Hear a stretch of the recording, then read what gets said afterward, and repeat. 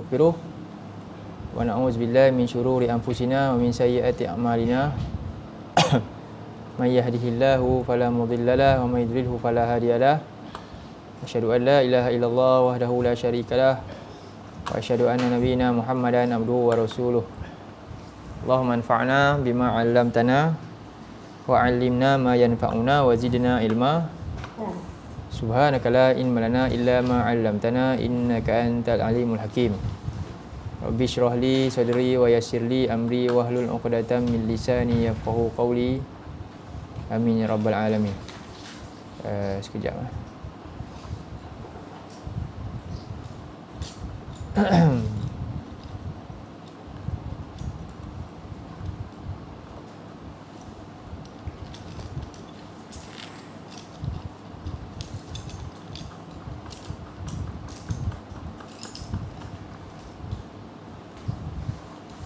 Alhamdulillah, insyaAllah pada malam ni kita sambung ayat yang ke-18.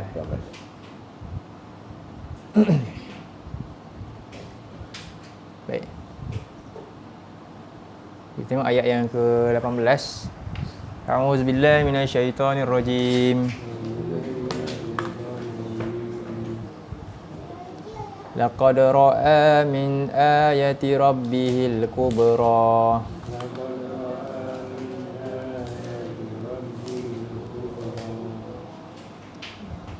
Jadi ayat ni adalah penutup kepada pengkisahan berkaitan dengan peristiwa Mi'raj. Ini cerita tentang peristiwa Mi'raj yang bermula daripada ayat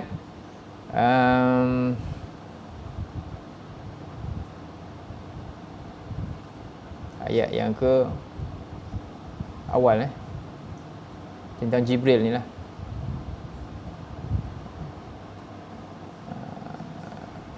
Daripada ayat 7 ni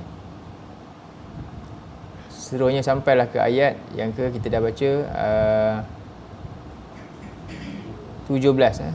Ma zaghal basaru wa ma tagha. Tidaklah zagha ni maknanya apa? Ketika Nabi berada di tingkatan langit yang ke-7 disebut Sidratul Muntaha. Sidrah Al-Muntaha, iaitu sidrah ni adalah pohon. Sidir ni maknanya pohon bidara lah. Kalau kita tengok kat luar ni ada pohon bidara tu besar tinggi tu kan. Tak sangka besar tu. Pohon bidara dan Muntaha, Sidratul Muntaha. Muntaha tu maknanya yang Muntaha maknanya apa? Intaha maknanya terakhir lah. Tak ada lagi dah tempat yang makhluk boleh pergi. Ilmu sampai situ je. Jibril pun sampai situ je. Tak ada lagi makhluk yang tahu apa lepas tu lagi. Apa yang ada selepas tu tak tahu dah. Itu Sidratul Muntaha. Nabi berada di situ di langit yang ke-7 tu. Jadi ketika berada di sana tu, ma zaghal basaru wa ma tagha. Tidaklah pandangan Nabi sallallahu alaihi wasallam. Zara ni dalam tafsiran lah, beberapa dalam Al-Qutubi dan juga yang lain-lain ni, maknanya Nabi tak tengok kiri kanan. Nabi fokus pada tempat yang Nabi diperlihatkan sahaja, sallallahu alaihi wasallam. Wa ma tagha, dan Nabi tu tak pula berlebih melampaui batas daripada apa yang patut dia saksikan. Nabi tak melampaui batas daripada apa yang bagi dia saksikan. Tidak apa orang kata, cuai ataupun tak lihat fokus, ataupun fokus tapi tak berlebih daripada hal tersebut lah. Di tengah-tengah di antara itulah, ketika melihat keadaan dengan mata penglihatan Nabi yang jelas ini bukan khayalan, ini bukan mimpi, ini betul-betul lah. Kan? Ada yang anggap peristiwa ni bagi orang-orang yang kafir ni, orang yang tidak beriman kepada perkara gaib ni, mereka anggap ini adalah cerita khayalan lah. Sebagaimana bawaan agama lain kan, mereka ni semua ada khayalan, banyak macam-macam khayalan yang memang benar-benar khayalan pun. Tapi bagi yang ini, wahyu ni yang berlaku pada Nabi SAW, ini bukan mimpi, bukan khayalan sebagaimana keyakinan-keyakinan agama lain. Agama lain ada beryakin atas mimpi lah dan sebagainya. Nabi tak. Ini adalah secara realiti.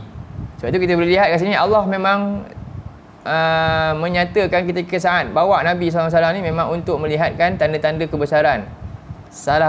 Sebahagian daripada tanda yang amat besar yang Allah nak perlihatkan kepada Nabi. Jadi kita tengok dalam surah Al-Isra. Al-Isra ayat yang ke 17 ayat pertama tu.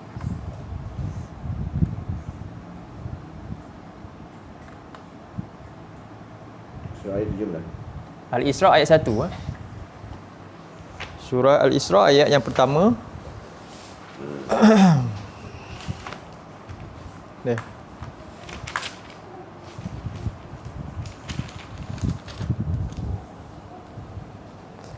Kita baca ayat ni.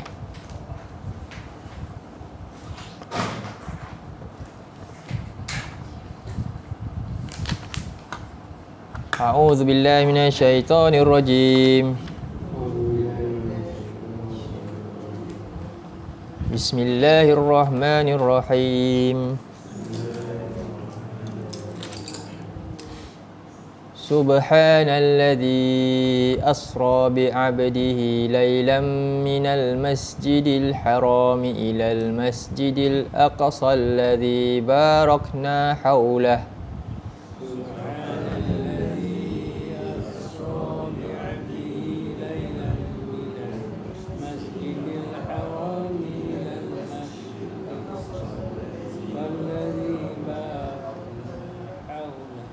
الذي باركنا حوله لنريه من آياتنا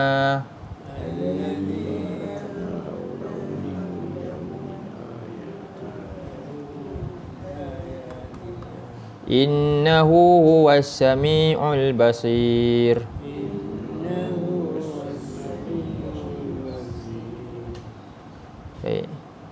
Jadi subhanalladzi, maha suci Allah. Ini salah satu daripada surah yang disebut Al-Musabbihat. Kan, kita belajar surah Fawatih surah kan dulu kita masa bulan Ramadan dulu. Tapi kita belajar secara global. Jadi kita yang ni surah apa ni? Al-Musabbihat, iaitu yang mula dengan tasbih. Jadi ada 7 surah yang mula dengan tasbih. Salah satu surah Al-Isra lah. Yang lain surah apa? Subhanalladzi. Surah ni surah apa? Yang mula dengan tasbih ni disebut, ni ada lawal ke?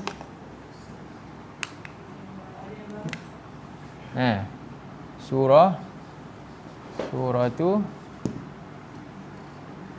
Al-Musabbihat.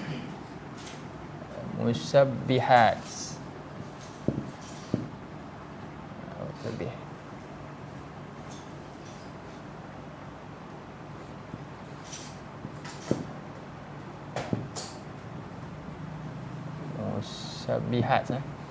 Suratul Musabbihat, iaitu yang mula apa maksudnya? Tasbih. Dengan tasbih. Pertama surah apa? 17 lah, Al-Isra. Subhanalladzi kan. Salah satulah. Itu surah 57 Al-Hadid. Itu surah kedua. Kemudian surah 50, surah 60 kan. Surah 60 lain. Jadi surah 57, kemudian surah bukan 60 59. 59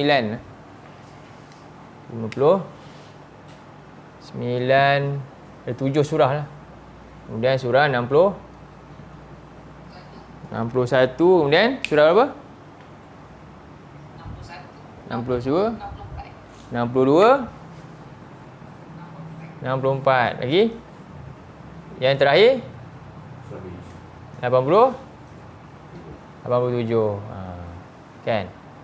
Jadi yang ni subhanallazi ni dalam bentuk kata nama lah. Yang ni yusabbihu. Yusabbihu lillah, sabbaha lillah, sabbihi isma rabbikal a'la. Yang terakhir fi'il amr. Ada 7 surah disebut al-musabbihat, iaitu yang dimulai dengan tasbih. Jadi ini yang pertama, tasbih yang pertama surah 17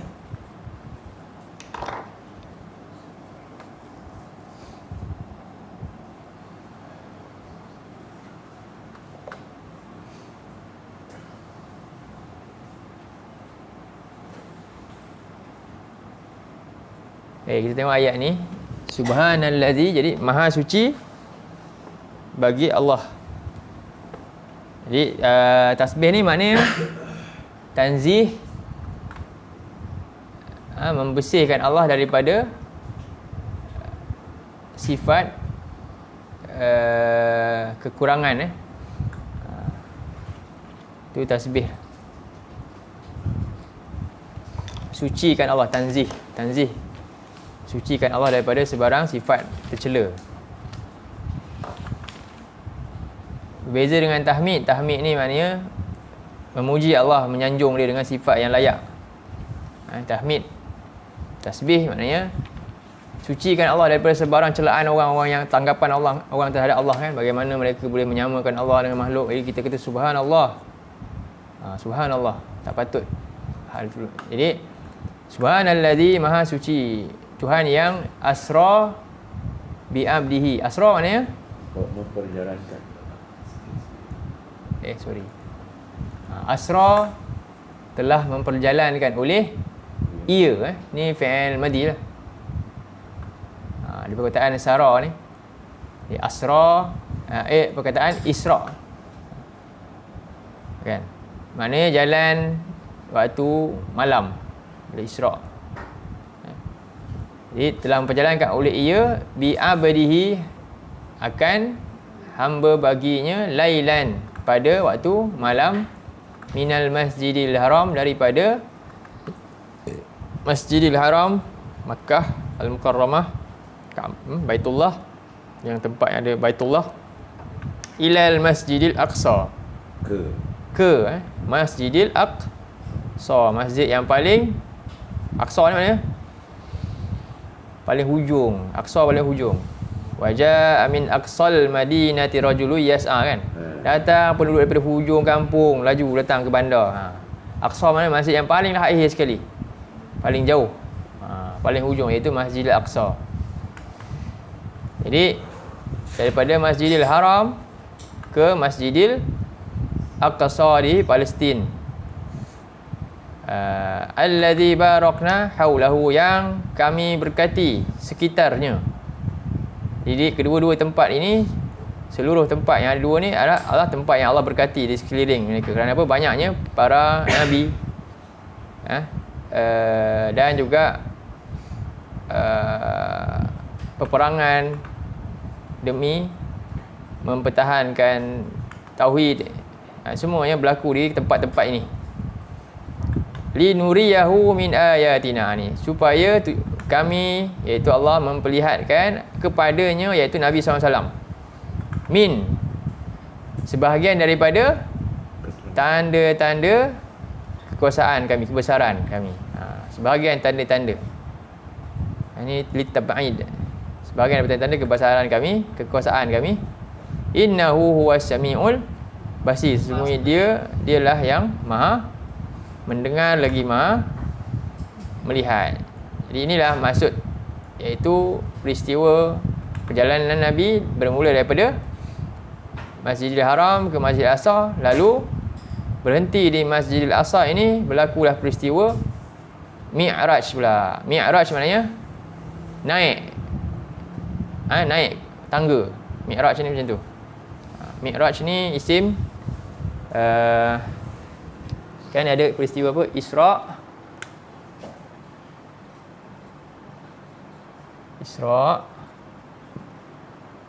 kan, wa Mi'raj. Jadi Mi'raj ni balik bawah. Kan?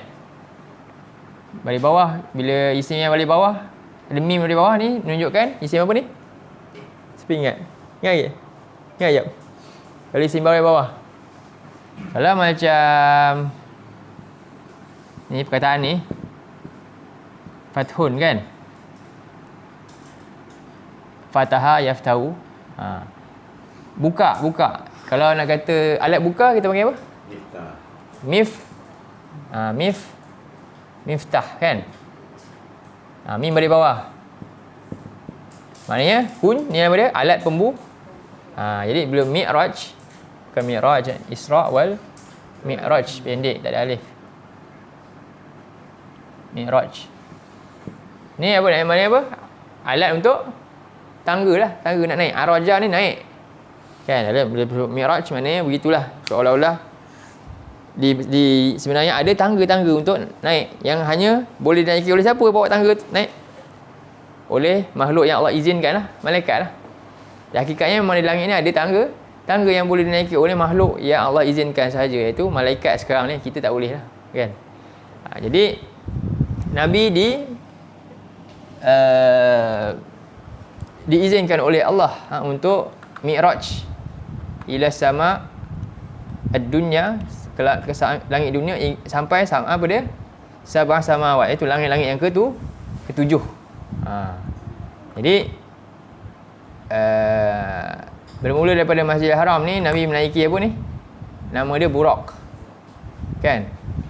Buraq sejenis binatang yang dia kecil, dia macam himar campur dengan apa nama? Baral kan? Di antara dua tu lah. Tapi dia laju. Dia sejauh mata memandang sekali dia melangkah. Itu cerita ni. Baik pada surah An-Najm ayat 18 tu. Jadi demikian juga ayat ni, laqad ra'a min ayati rabbih, benar-benar sesungguhnya apa? Ra'a apa? Telah melihat oleh ia siapa? Iaitu Rasulullah SAW. Min ayati, sebahagian daripada ayat-ayat daripada Tuhannya.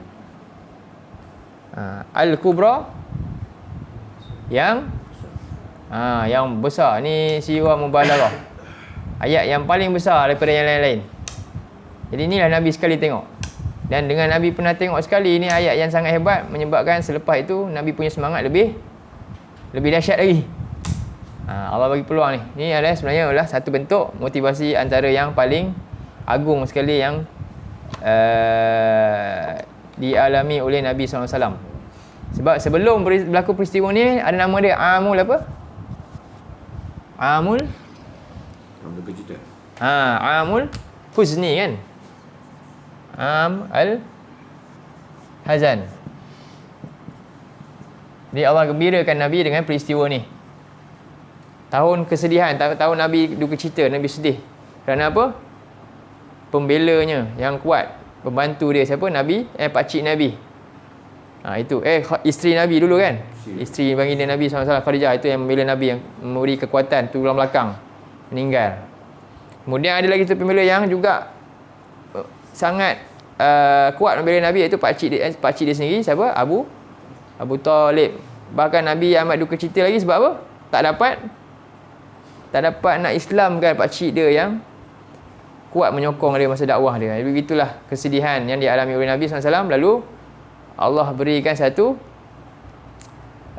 peristiwa yang kubra, yang sangat besar, yang tak ada lagi lah yang lebih daripada ni lah, yang menyebabkan Nabi berhempas pula berjuang dengan lebih hebat lagi setelah ni, bersemangat Nabi SAW. Baik, jadi antaranya ayatul kubra ni adalah Nabi SAW diperlihatkan dengan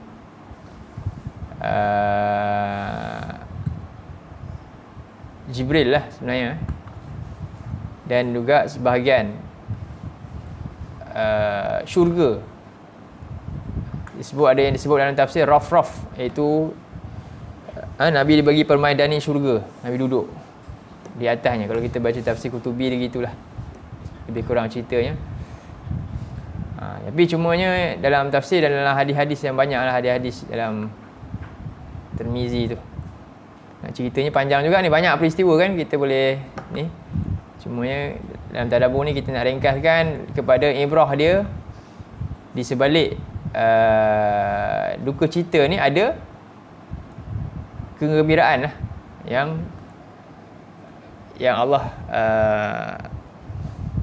pasti akan berikan kepada hamba-hambanya jika mereka ni benar-benar taat kepada Allah ni. Itu ni antara rahsia daripada rahsia-rahsia Allah yang Nabi SAW lihat. Sebab tu Nabi diperlihatkan pada ketika peristiwa ini dua tempat akhir yang akan diduduki oleh manusia, iaitu apa? Syurga dan neraka lah. Sehingga kan ada satu hadis Nabi sebut, Nabi kata, tengok hadis ni, nampak ke dalam skrin kat belah sini? Nampak? Kalau saya tulis sini, tak nampak? Tak kat mana nak tulis? Sinilah. Tengah ni lah. Okay. Kata, lau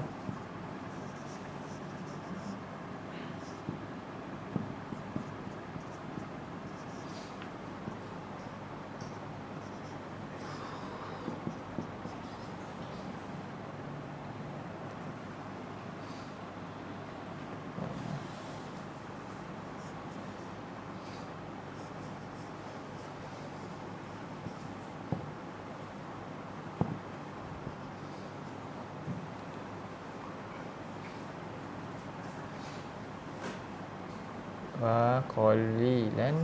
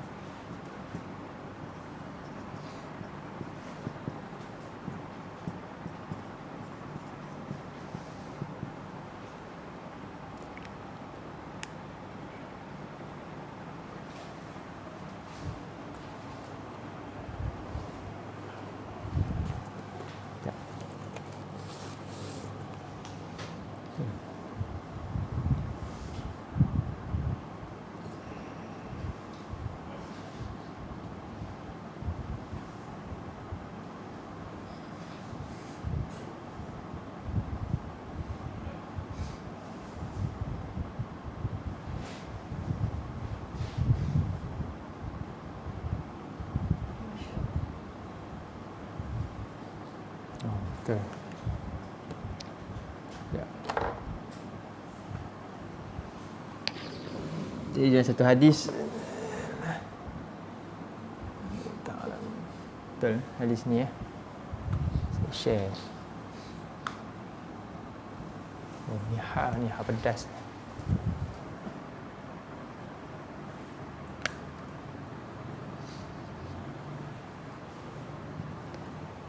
Jadi kita baca hari ni. Nabi kata, lau ta'lamuna ma a'lam la dhahiktum qalilan wa la bakaitum katsiran. Nabi kata, kalaulah kamu tahu apa yang aku tak tahu, sebab Nabi dah nampak dengan penglihatan yang jelas, yang benar. Nampak? Jadi kalaulah kamu tahu apa yang aku telah tahu ni, pastilah kamu akan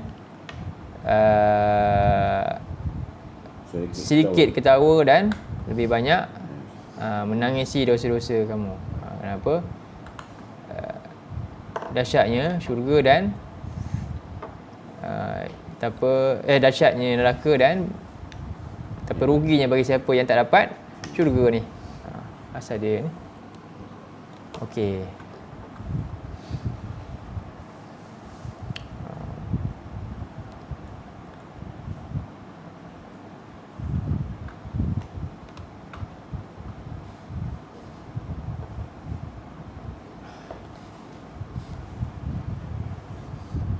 Setelah tu kita tengok ayat yang ke-19.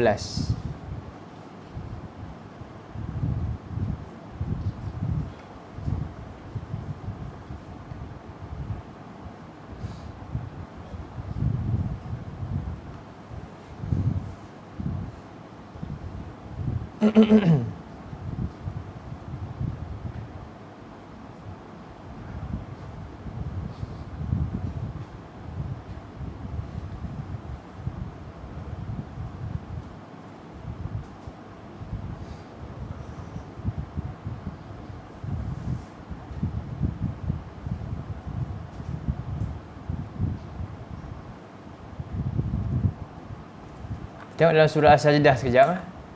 Ada satu ayat yang berkaitan ni, yang mana banyak rahsia-rahsia Allah yang Allah simpan untuk hamba-hambanya. Dalam surah 32 ayat 16 ayat 17.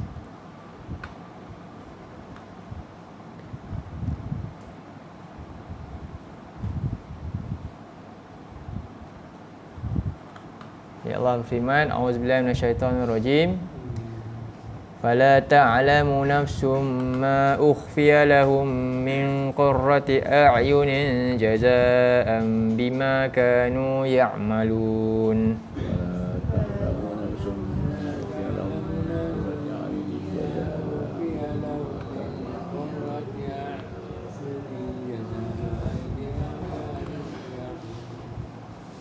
Jadi fala ta'lamu nafsun, maka tidaklah satu jiwa itu mengetahui apa yang ukhfiya, disembunyikan untuk mereka. Jadi di sini maknanya itu nikmat-nikmat yang Allah sembunyikan untuk mereka daripada min qurrati a'yuni, daripada sesuatu yang indah akan dilihat oleh mata. Ini adalah semuanya tujuan adalah sebagai jazaa'an bima kanu ya'malun, balasan disebabkan apa yang dahulunya mereka usahakan dengan penuh kesabaran di atas mentaati perintah Allah lah. Tengok dalam surah 13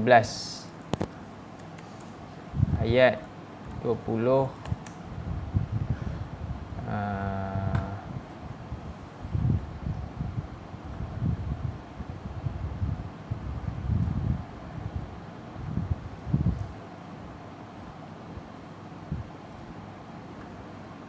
24.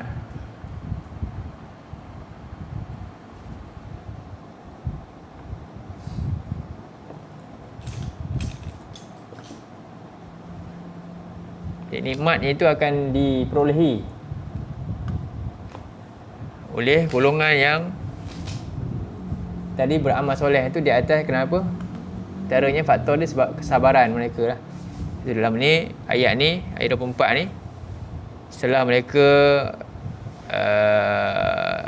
dia mula daripada ayat 21 ni lah, melaksanakan perintah Allah, janji Allah ni, lalu mereka dikhabarkan, dia diucapkan kegembiraan oleh para malaikat ni dengan ucapan salamun alaikum bima sabartum, sejahteralah ke atas kamu disebabkan kesabaran kamu dalam mentaati perintah Allah, dalam menerima musibah, ujian.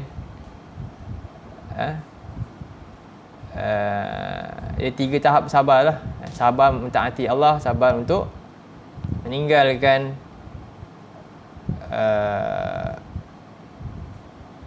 maksiat, dan sabar ditimpa musibah. Jadi fa ni'ma uqbadar, maka inilah sebaik-baik nikmat dan balasan amal, disebabkan apa? Ayat kesabaran kamu terdahulu tu. Okay. Jadi kita tengok selepas tu, jadi surah ini, ayat ni antaranya surah 53 ni, inilah surah yang pertama yang dibaca secara jahar oleh Nabi SAW. Surah yang Nabi pertama kali baca, dibaca secara kuat. Nabi SAW baca dekat depan Kaabah secara kuat sampai habis, daripada awal sampai akhir surah ni lah. Surah ni.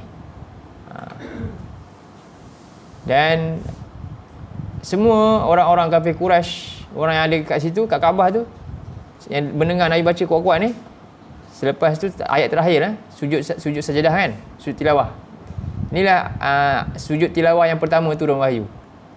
Jadi kalau ayat yang mula-mula turun sujud tilawah, antara yang pertama yang ni. Bukan surah Al-Alaq. Alaq 5 ayat je turun awal kan. Lepas tu di waktu lain turun. Tapi ni Nabi antara surah yang awal turun, yang Nabi baca sampai habis, daripada awal sampai habis, sampailah kepada ayat terakhir. Lalu semua orang-orang di sekitar Kaabah tu semuanya sujud sekali, kecuali seorang atau 2 orang.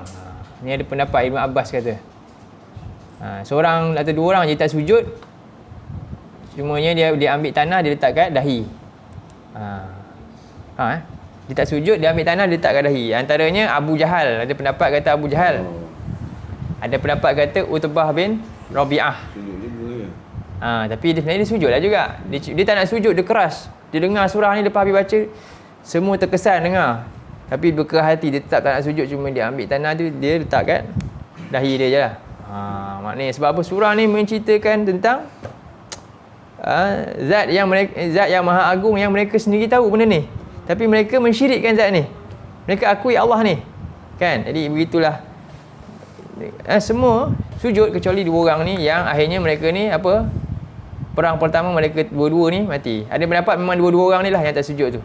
Dan mereka dah mati dalam keadaan penuh hina lah. Abu Jahal dan juga Utbah ni bin Rabi'ah. Yang ayat ketika sujud tilawah ini, mereka semua sujud. Fasjudu lillahi wa'budun, ayat ni kan. Sujudlah kepada Allah, Tuhan Kaabah ni, yang mereka semua tahu. Wa'budu, lalu semuanya sujud. Ini surah ni. Jadi dan dalam surah ini menempelak tentang apa yang mereka buat. Kita tengok ayat yang ke 19. Jadi setelah cerita tentang tanda-tanda besar ni, inilah Mi'raj Rasulullah. Panjanglah cerita Mi'raj ni. Dan kita terus kepada ayat 19. Afara'aitumul Lata wal Uzza. Jadi apa? Kita baca ayat ni. A'udzubillahi minasyaitonirrajim. Afara'aitumul Lata wal Uzza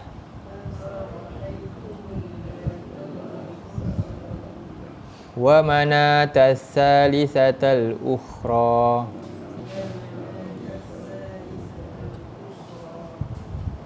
Jadi apakah kamu telah melihat oleh kamu akan Al-Lata wal Uzza? Al-Lata wal Uzza, iaitu nama berhala. Al-Lata nama berhala yang terkenal, wal Uzza nama berhala yang kedua yang terkenal, dan wa Manat. Manat juga nama salah satu berhala yang terkenal juga. Jadi wa Manata as-salisatal ukhra. Manat yang ketiga. Yang ukhra ni maknanya apa? Yang lain, yang terakhir. Sebenarnya maksud dia adalah bentuk penghinaan. Kita terjemah kat sini hina. Dalam tafsir makna dia ni, Manat yang semuanya ketiga-tiga ni adalah yang terhina hakikatnya. Jadi Al-Lat ni ada pendapat ni tiga nama. Kita tengok nama dia. Jadi berhala-berhala ni mereka anggap semuanya apa sebenarnya? Adalah antaranya lah anak-anak perempuan Allah. Nama-nama berhala ni mereka namakan semuanya muannas. Semuanya perempuan. Kenapa mereka anggap bahagian daripada Allah mereka beri anak-anak perempuan ni kepada Allah lah. Lelaki mereka ambil, yes. Jadi Al-Lat, ada yang berdapat dalam tafsirnya kata Al-Lat daripada perkataan apa? Allah diletakkan jadi muannas, jadi Al-Lat. Al-Lat Al-Lat daripada Allah. Jadi dia kata apa? Jadi Al-Lat. Al-Lat. Ni antara pendapat dalam tafsiran lah. Kalau Al-Aziz, Allah Al-Aziz. Jadi dia namakan jadi muannas apa dia? Uzza. Al-Uzza. Al-Aziz jadi Al-Uzza. Dan satu lagi nama Allah ni Al-Mannan kan? Maha memberi kurniaan ni. Dia kata apa?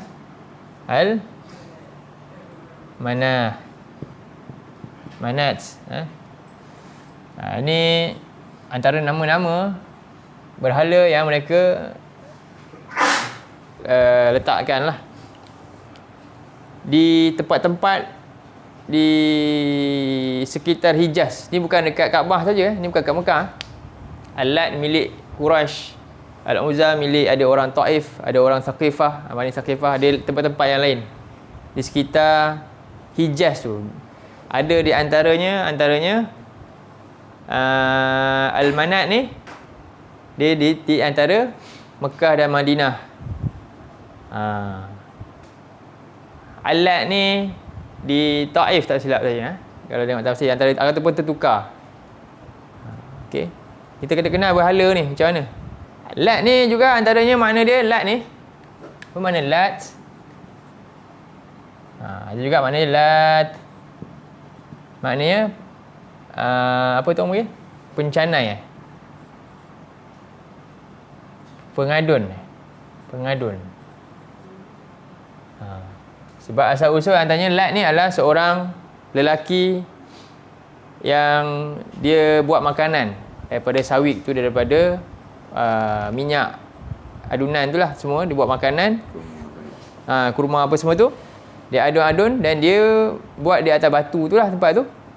Lalu dia suka bagi semua orang yang ketika waktu haji dia bagi free semua makan. Dia adunkan, dia bagi orang makan. Ini kerja dia antaranya.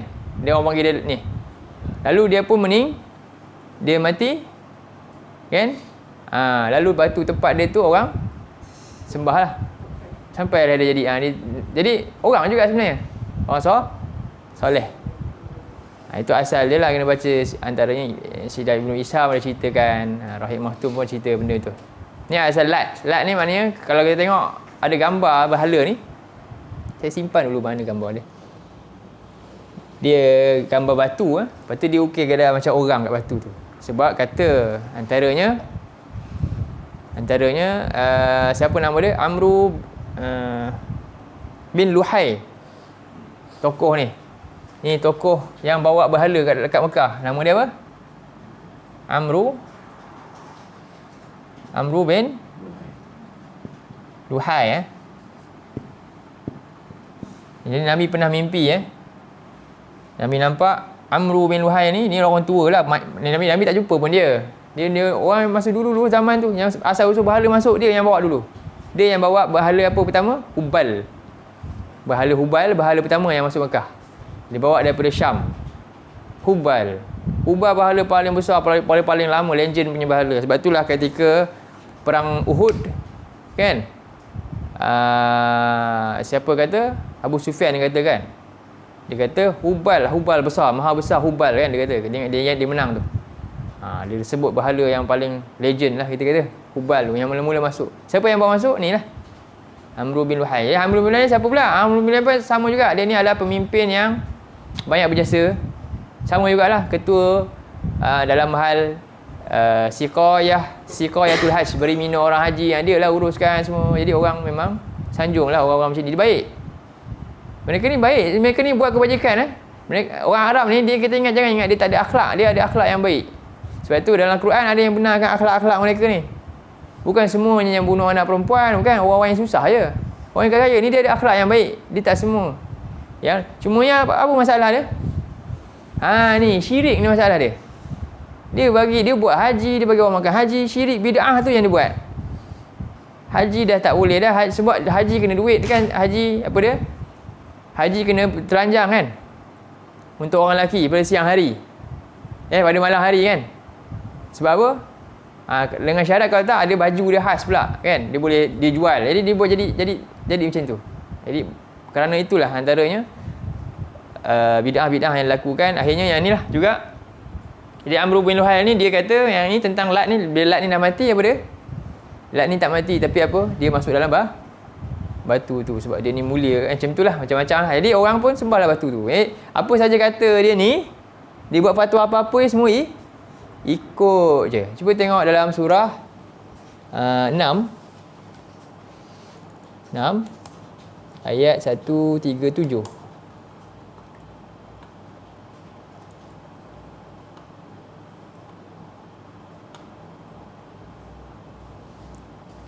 Tengok Allah kata wa kadzalika zayyana likatsirin minal musyrikin. Demikianlah telah menjadi indah bagi kebanyakan orang-orang musyrik ni.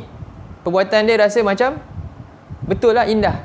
Telah dihiaskan perbuatan buruk mereka itu. Antaranya apa? Qatla auladihim, iaitu membunuh anak-anak mereka, anak-anak perempuan antaranya. Untuk siapa? Syuraka'uhum, untuk menjadikan sekutu bagi Allah. Liyurduhum waliyalbisu alaihim dinahum. Jadi mereka bunuh ni tujuannya lah untuk apa? Liyurduhum waliyalbisun, untuk merosakkan dan mencampur adukkan agama mereka. Hakikatnya ketua-ketua yang buat ni, yang buat ajaran sebenarnya ni, dan mereka hanya diikuti, membuta tuli oleh orang-orang yang bawah ni dari dulu lagi. Tujuannya adalah mereka ni untuk dapat habuan lain, untuk dapat nama dan juga mengelirukan, merosakkan agama lah. Jadi walau sya'allahu ma fa'alu fadharhum wa ma yaftarun. Kalaulah Allah hendaki, tidaklah terjadi perkara ini. Tapi ini sebagai ujian daripada Allah. Maka biarkan mereka dan apa yang mereka ada-adakan. Yang antaranya ini bid'ah yang mereka buat. Wa qalu, dan mereka kata, ketua-ketua ni kata, yang ada pengaruh ni kata, hazi an'amun wa harsun hijrun la yata'amuha illa man nasha'u biza'mihim. Jadi kata ini adalah binatang dan tanaman yang dilarang, yang tidak boleh seorang pun makan kecuali siapa yang terpilih. Ini antara bid'ah-bid'ah dia. Mereka buat pantang larang macam kita lah, kan? Khurafat pantang larang macam-macam lah. Hari sial lah, tak boleh itu inilah, ada keturunan ni tak boleh inilah. Sama ini yang berlaku. Orang musyrikin dulu pun macam itulah. Jadi wa an'amun hurrimat zuhuruha wa an'amun la yazkuruna ismallahi 'alaiha iftira'an 'alaihi sayajzihim bima kanu yaftarun. Dan ada binatang yang tak boleh naik, mereka larang untuk naik. Dan ada binatang yang mereka lakukan sembelihan kepada berhala mereka, bukannya atas nama Allah. Jadi semua itu mereka lakukan bid'ah, mengatasnamakan Allah. Mereka berdusta ke atas nama Allah. Mereka kata ini syariat lah. Syariat apa? Nabi Ibrahim lah. Ini tu lah dia claim semua ni. Mereka mengaku mereka ikut milah Nabi Ibrahim, tapi inilah mereka dakwa. Inilah yang berlaku, sampailah paling dahsyat sekali apa berlakunya syirik. Asal daripada bid'ah dia akan menjurus kepada syirik. Akhirnya tahap pentinggi sekali, keluar terus daripada tauhid kepada Allah. Itulah kesan dia lah. Dan banyak lagi kita tengok.